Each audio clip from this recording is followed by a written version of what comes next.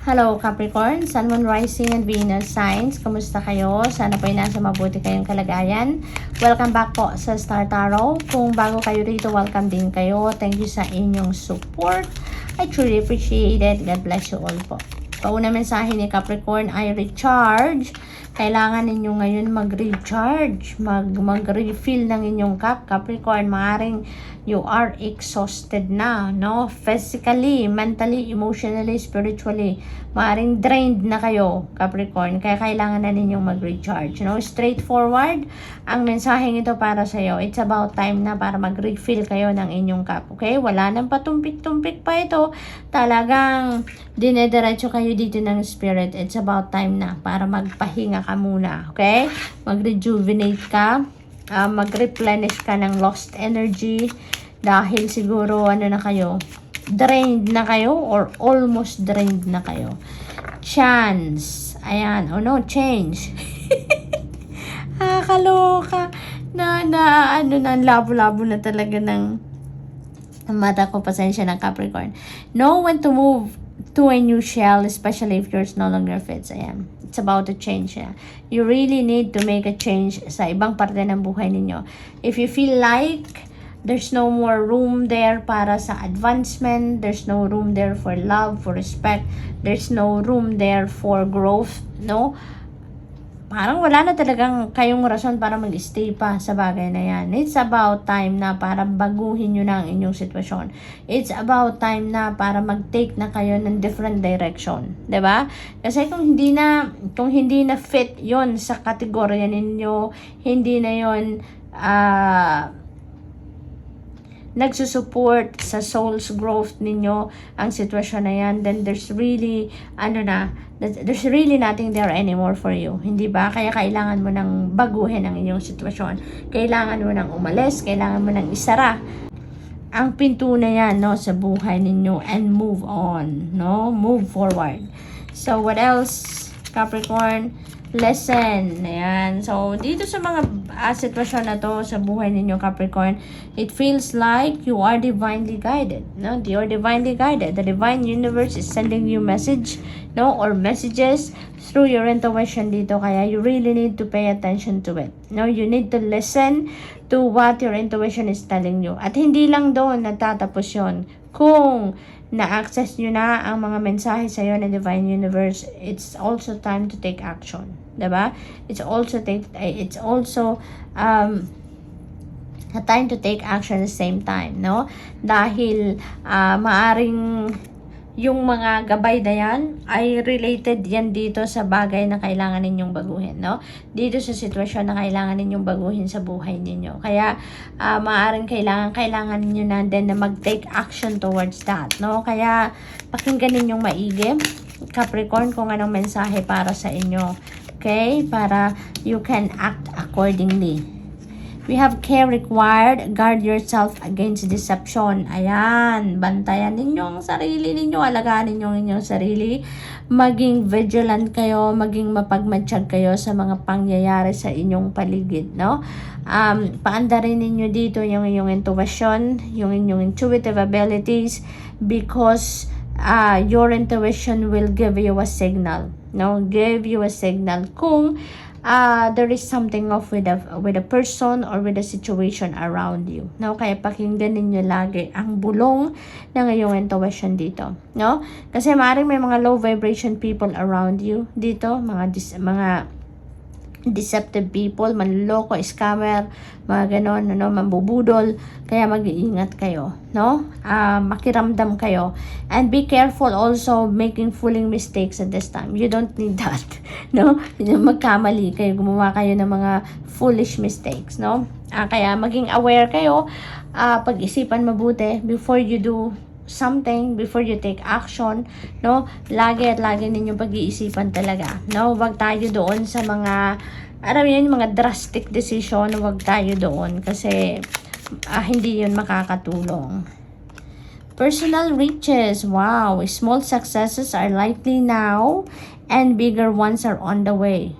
Wow, bonggang-bongga naman to. Marami na kayong mga successes na ngayon na nakakamit, no? Mga maliliit daw, sabi, small successes.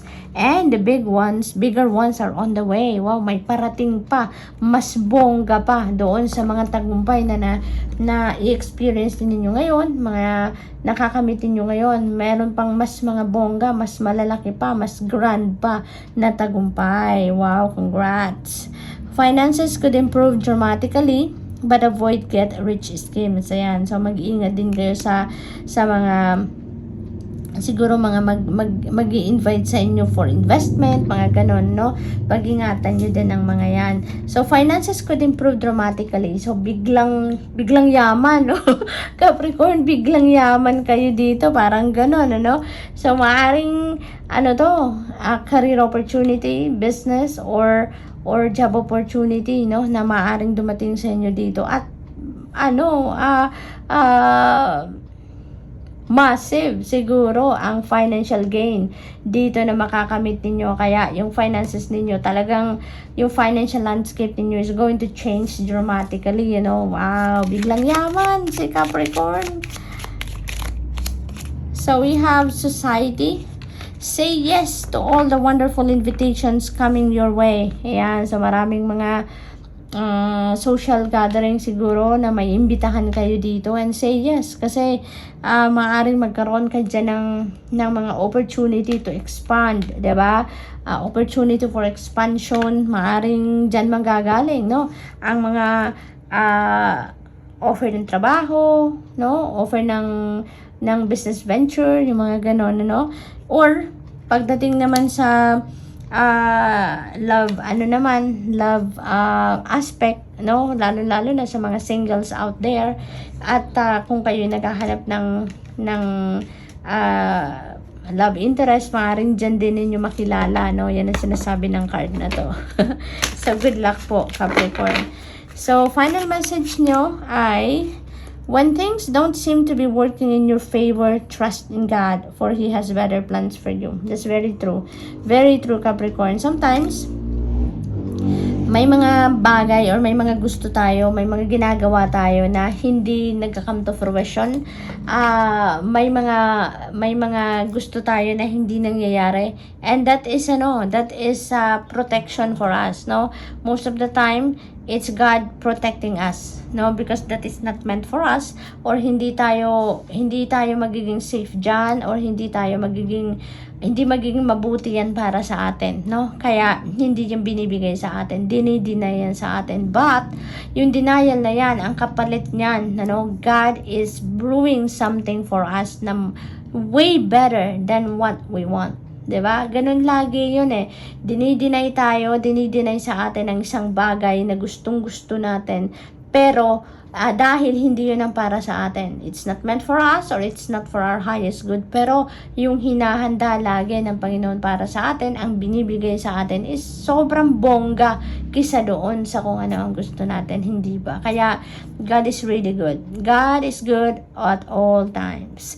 So Capricorn, that's all I have for you for today. Thank you for watching. Love and light. Namaste. Hello Virgo, Sun, Moon, Rising, and Venus signs. Kamusta kayo? Sana po nasa mabuti kayong kalagayan. Welcome back po sa Star Tarot. Kung bago kayo rito, welcome din kayo. Thank you sa inyong support. I truly appreciate it. God bless you all po. Una mensahe ni Virgo, communicate. Things left unsaid but will never reach the shore. Ayan. So, you really need to communicate, no?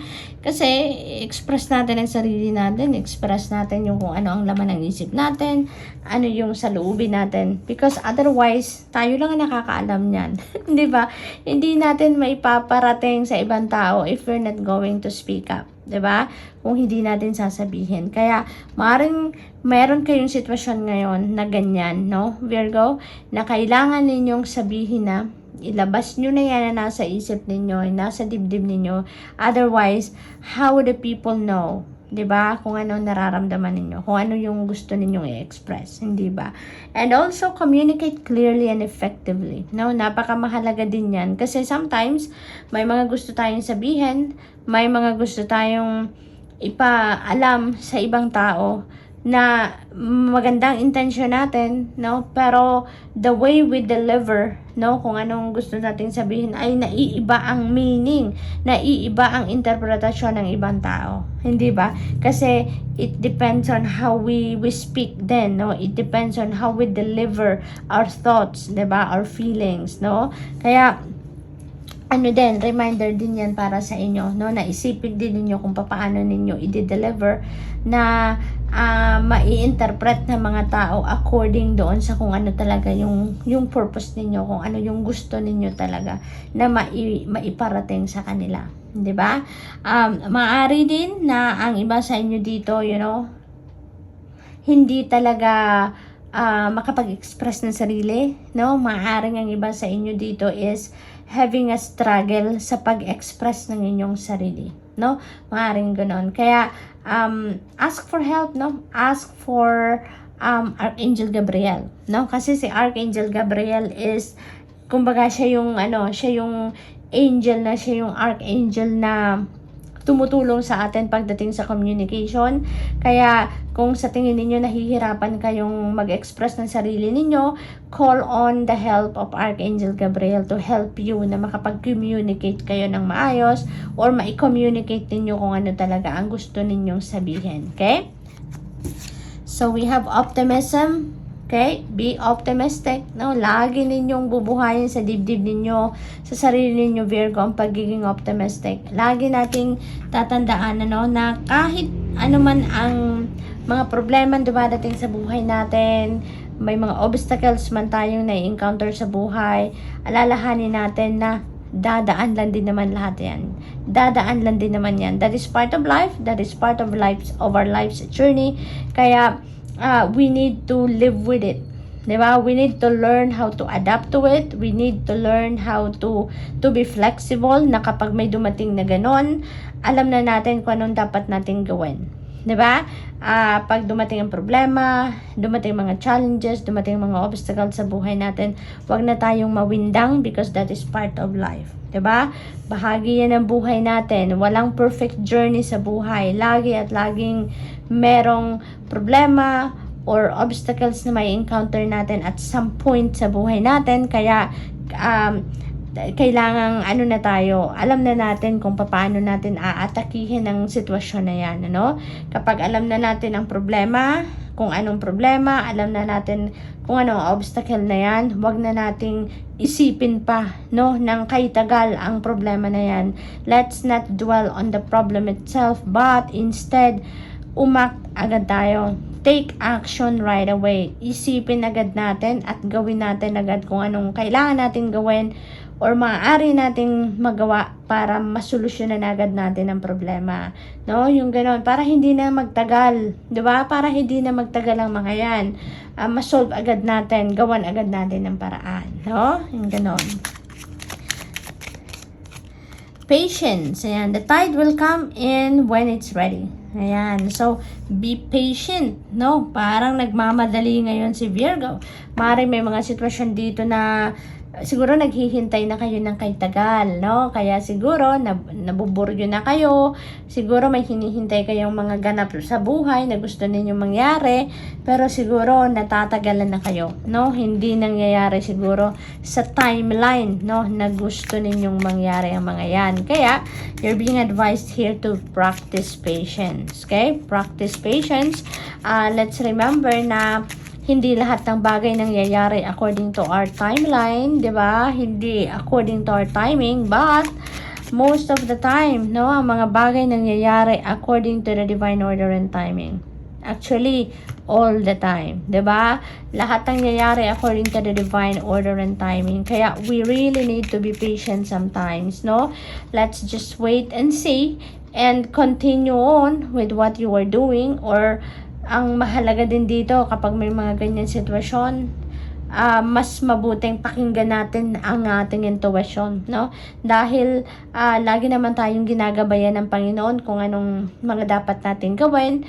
Lagi tayong binibigyan ng mga intuitive messages in order for us to be guided kung ano na yung mga next move na gagawin natin, ano mga nararapat natin gawin. which path are we taking, yung mga ganon. Kaya habang naghihintay tayo, habang nagpapasensya tayo at naghihintay ng mga mangyayari, pakinggan natin kung ano ang gabay sa atin, and let's follow that. Let's do it, no? Let's do kung ano ang gabay sa atin, no? Nature, interact with nature in the outdoors, around animals, farmlands, or by the ocean. This will be good for your soul, for the soul, and healing for you. Ayan, Virgo.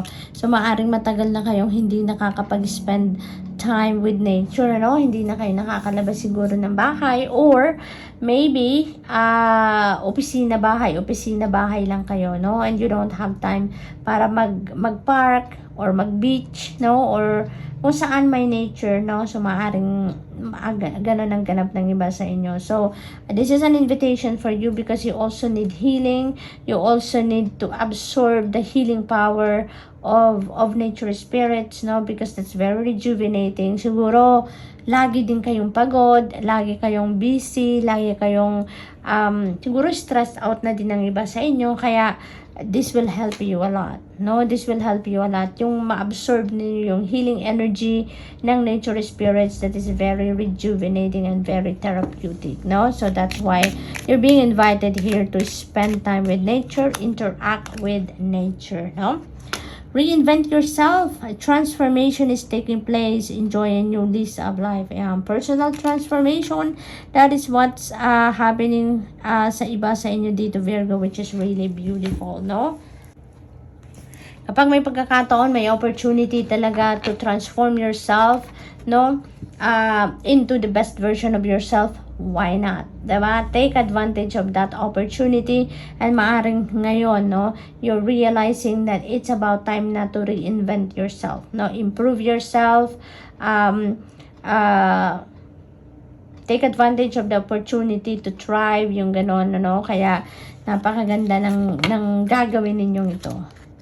Challenges, take time out from problems or conflicts, or approach softly to avoid making matters worse. Ayan, ito na nga, tulad na na-mention ko kanina, no? About optimism, no? Na kahit may mga challenges sa buhay, no? Make sure na isipin natin agad or gawin natin agad kung ano ang makakapagpabago ng ating sitwasyon, kung paano natin malulusutan agad ang mga challenges na yan, ano? And maaring dito natin mai-apply, no? But of course, hindi naman ito na mensahe ito para sa lahat, no? Pero kung ang iba sa inyo dito may mga nararanasang challenges sa ngayon, you know, ito yung advice sa inyo. Take time out muna daw kayo dyan. Time out muna, mag-step back muna kayo dyan, and kalmahin muna ang inyong sarili, pag-isipan mabuti, what can you do better, no? Para na mas simplify ninyo ang inyong sitwasyon sa ngayon, kung paano ninyo na mas i-approach ang challenges ninyo sa buhay sa ngayon na mas maayos, mas kalmado, no? Yung ganon. So, tingnan natin kung ano ang inyong final message dito, Virgo. You are loved by many. Make them your focus. In this way, you will find joy. So, Virgo, thank you for watching Love and Light. Namaste. Hello, Taurus, Sun, Moon, Rising, and Venus signs. Kamusta kayo? Sana po nasa mabuti kayong kalagayan. Welcome back po sa Star Tarot. Kung bago kayo rito, welcome din kayo. Thank you sa inyong support. I truly appreciate it. God bless you all po. Communicate. Hala, ang dami nila. Should I take this? Hindi daw. Sabi ng guides ko, hindi daw. So, kukunin lang natin si communicate. Things left unsaid will never reach the shore. That's very true. Kaya, kung meron kayong gustong sabihin, may gusto kayong iparating sa ibang tao, you know, you need to talk. You need to speak up dito, Taurus. Yan ang sinasabi sa inyo na message nito. Otherwise, hindi ninyo may paparating ang gusto ninyong sabihin. Hindi ninyo may paparating sa ibang tao ang inyong saloobin. Hindi ba? Kaya, you need to communicate, no? You need to put your thoughts and your feelings into words, no? Nang sa gayon, maiparating ninyo sa mga tao ang gusto ninyong sabihin, kung ano din ang inyong mga nararamdaman, no? So, communicate. Yun ang kailangan ninyo sa ngayon. Maaring yun ang kulang, no, sa inyong sitwasyon sa ngayon, Taurus. Take the helm. Be in control of your own ship. Ayan. So, parang, ang iba siguro sa inyo dito, Taurus, you are being, run. Yung buhay ninyo maybe is being run by other people. No? Maaring hindi ikaw ang nagdidesisyon para sa sarili mo ngayon. Maaring hindi ikaw ngayon ang nagdidikta sa sarili mo kung ano ang dapat mong gawin, anong dapat mong isipin, anong mga dapat mong inaasikaso, pinaprioritize, no? Maaring sumusunod ka lang, no? Maaring sumusunod ka lang dito sa ibang tao, no? Pero ngayon, iniimbitahan kayo dito to be in control of your own ship. So most likely, ang iba sa inyo dito will have, kung meron kayong ganitong sitwasyon, na na-mention ko kanina, so maaring there could be energy shift dito na maaaring mangyari sa inyo, Taurus, and you are going to claim or reclaim your personal power dito, or you are going to reclaim your freedom, you're going to reclaim your power, no, dito. So maaaring ganun ang ganap dito for some of you. Maaaring yung communicate na to, maaaring yun regarding this one, no, regarding dito sa pagbawi mo sa inyong kapangyarihan, ang dapat na i-communicate mo dito, no, na yun ang dapat ninyong sabihin, no, sa taong nagpapatakbo ng buhay ninyo, no. So maaaring ganun ang ganap dyan for some of you, and that's going to be a big move, no. It's going to be a bold move para sa inyo, which is really good. Listen, yan, makinig ka sa iyong intuition, Taurus. You're being divinely guided dito, no? So, feels like to me na yung mga mensaheng ito na binibigay sa inyo ng Divine Universe ngayon is related dito sa gagawin mong pag-reclaim ng iyong kapangyarihan over yourself, no? So, divinely guided ka dito. Ang mahalagang gagawin mo din dito, pakinggan ninyo kung anong bulong ng iyong intuition, because ginagabayan ka dito ng Panginoon. Kung paano mo ito gagawin, how you're going to navigate this situation, no, na gusto mong i-create sa buhay mo sa ngayon, Taurus. Okay? What else? We have commitment. A commitment is indicated around love or business. It will make you feel better. Ayan. So, maaari din dito, Taurus, no, na yung communicate na to could be related also dito sa iyong magiging ka-business partner, or dito sa person ninyo, no, sa love interest ninyo. Maaring ganun din ang ganap, no. Maaring nahihiya kayo sa tao, no, maaring nahihiya kayo dito sa nanliligaw sa inyo or sa person ninyo, maaring nahihiya kayong mag-express ng inyong sarili. Maaring ganun din ang ganap dito for some of you. Kaya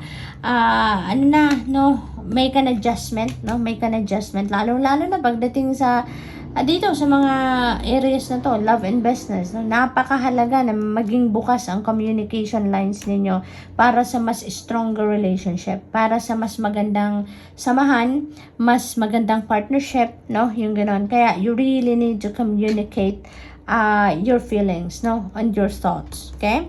So tignan natin kung ano pa. We have perseverance. You may feel like you are getting nowhere, but there are wonderful changes ahead. So don't give up. Napakaganda. There is a promise. No, yun na napipick up ko dito. There is a promise that wonderful changes are ahead of you. Kaya huwag kayong sumuko. No, huwag kayong sumuko. Don't give up. Now is not the time to give up. No, but instead, ang gawin niyo dito, pagtiyagaan nyo pa, pagsikapan nyo pa, work on it. Yung gano'n, no? Dahil merong magandang ganap na naghihintay dito sa dulo ng journey na ito. Kaya don't give up, no? Giving up is not an option dito, Taurus. So, konting pasensya pa, konting tiyaga pa, and things will turn into a better situation dito in the end, no?